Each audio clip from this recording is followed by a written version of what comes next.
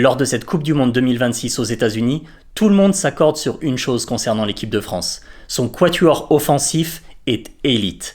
Avec Mbappé qui est dans une grande forme, Michael Olise qui est à la baguette en tant que numéro 10, Barcola ou Désiré Doué sur le côté gauche avec leur vitesse et leur vista, et sur la droite, la vélocité et la qualité technique de Dembélé qui entre dans la surface, joue ses 1 contre 1 et vient créer des déséquilibres.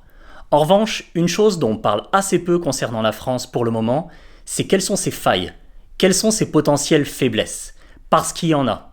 J'en ai identifié pour ma part 4, dont je vais aller à travers lors de cette vidéo, qui sont 4 failles, 4 écueils qui pourraient potentiellement mener à une défaite de la France. En tant que Français, c'est un peu plus complexe, disons, de parler de ça, puisque on regarde les côtés qui peuvent mener à notre chute, à une défaite lors de ces prochains matchs, le Maroc, puis potentiellement l'Espagne sur une demi-finale. Mais il est vraiment essentiel d'analyser ça pour comprendre qu'est-ce qui pourrait mener à notre élimination. Le premier point, c'est le jeu sans ballon.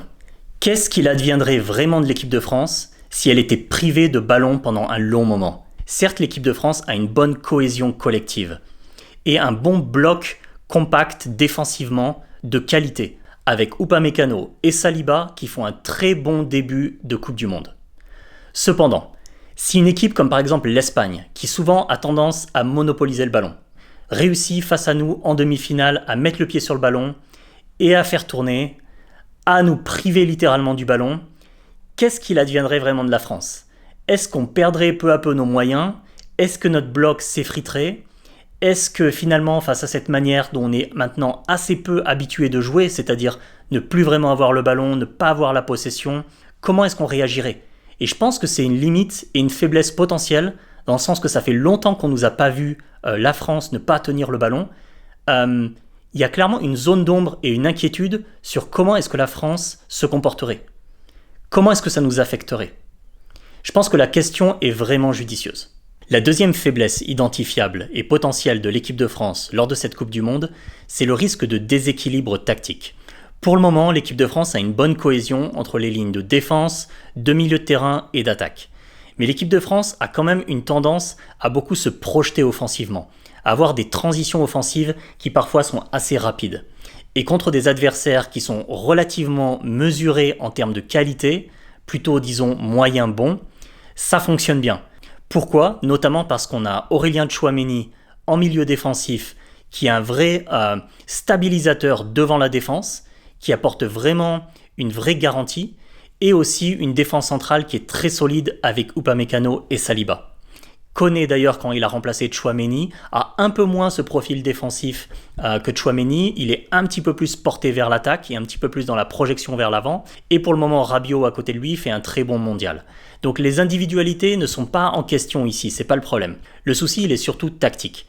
C'est-à-dire que quand on va monter de curseur en termes d'adversaires qu'on va affronter, par exemple en affrontant l'Espagne en demi-finale potentiellement, on n'y est pas encore mais disons que ça va se produire et qu'en demi-finale on jouera l'Espagne, l'équipe de France face à un adversaire d'une bien meilleure qualité peut se retrouver piégée vers l'avant, même si nos offensifs font des efforts défensivement pour revenir, pour bloquer les couloirs, etc.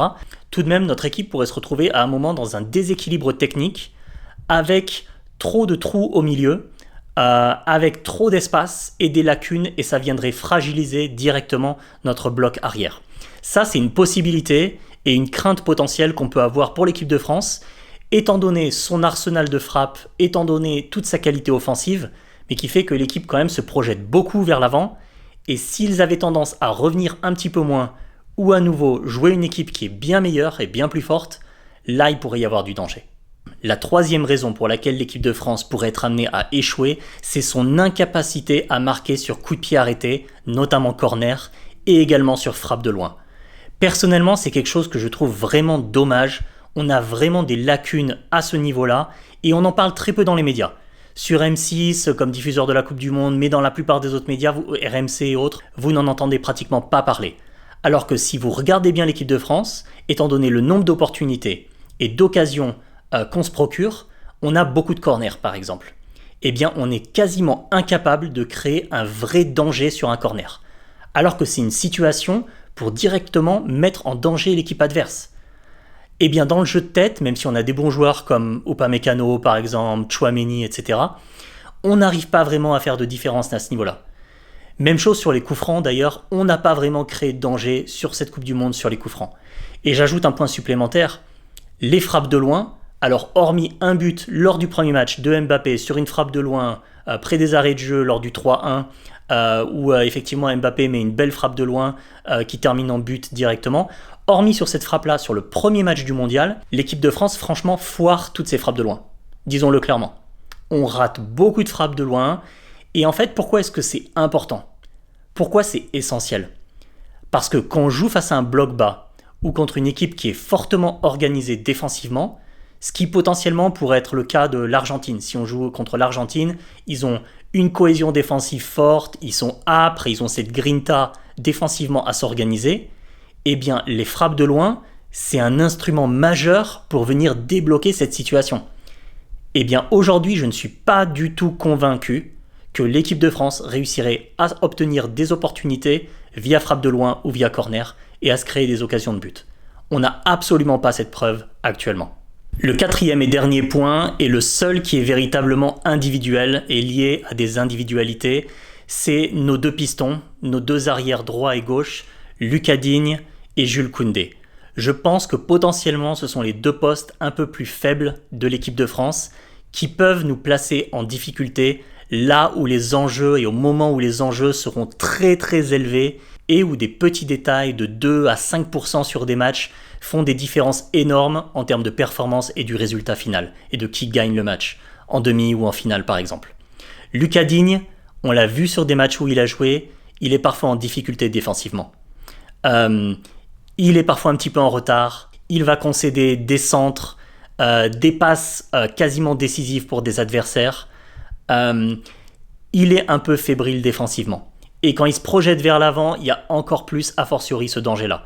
Jules Koundé, c'est un joueur à son poste de latéral droit qui va beaucoup se projeter vers l'avant aussi, qui est très offensif, mais même chose. En défense, parfois, ça peut être un petit peu limite et il expose un petit peu le centre de la défense par ses projections vers l'avant. C'est pas pour rien, d'ailleurs, qu'en début de Coupe du Monde, ça devait être Théo Hernandez qui normalement devait occuper le poste d'arrière gauche et qu'il a été remplacé par Lucas Digne, parce que d'ores et déjà, on s'est rendu compte que Théo Hernandez, c'est pas la sécurité sociale. Donc, Lucas Digne a été placé à ce rôle-là. Il fait de son mieux, il n'y a rien contre le joueur, c'est un très bon joueur, Lucas Digne, et c'est absolument pas personnel quand je pointe ces deux joueurs-là. Mais objectivement et factuellement, c'est les deux postes qui peuvent nous mener à des difficultés et nous placer dans des situations potentiellement d'encaisser un but, surtout parce que si on avance, enfin là sur le prochain match contre le Maroc, Lucas Digne va se retrouver face à Hakimi, qui est un très bon joueur offensif, qui sait prendre le couloir, qui sait adresser des très bons centres précis, qui est un joueur qui va provoquer, qui va attaquer, qui est très bon techniquement. Lucas Digne pourrait être en difficulté majeure. J'espère pas que ça soit le cas, mais il pourrait être en grande difficulté. Et ensuite, le match d'après, qui est-ce que Lucas Digne va jouer? Si effectivement c'est l'Espagne qui se qualifie, il aura face à lui Lamine Yamal. Je vous laisse entendre potentiellement le niveau de difficulté face à la qualité technique excellente, une des meilleures au monde en termes de portée de balle, en termes de dribble, en termes de qualité technique ballon au pied de Lamine Yamal. Lucas Digne pourrait être vraiment en grande difficulté. À ce moment-là, il pourrait être judicieux de faire en sorte qu'un milieu défensif vienne lui porter appui, vienne lui donner du soutien, ou éventuellement un central également soit là pour plus souvent venir colmater les brèches. Mais ça, c'est quand même une faille potentielle très importante de l'équipe de France qui pourrait nous coûter cher. Maintenant, de manière générale, la France va jouer donc le Maroc, puis potentiellement, s'il passe, c'est loin d'être certain, potentiellement l'Espagne au prochain match. L'équipe de France a beaucoup d'atouts, beaucoup de force pour potentiellement aller au bout. Elle fait clairement partie des favorites de la compétition. Et pour ma part, je les place aussi vraiment dans les favoris. Mais tout de même, il y a ces écueils et ces problèmes potentiels qui sont pas à oublier et pas à mésestimer vraiment, parce que ça pourrait être vraiment des échardes dans notre pied et des gros problèmes pour avancer. Qu'est-ce que vous en pensez de votre côté? Quelles sont les failles principales de l'équipe de France à votre point de vue? N'hésitez pas à me le dire dans les commentaires, je vous réponds avec grand plaisir de mon côté. Si vous avez aimé cette vidéo, n'hésitez pas à mettre un like et à la partager à vos connaissances. Et pour ma part, je vous retrouve bientôt dans une prochaine vidéo. À très bientôt.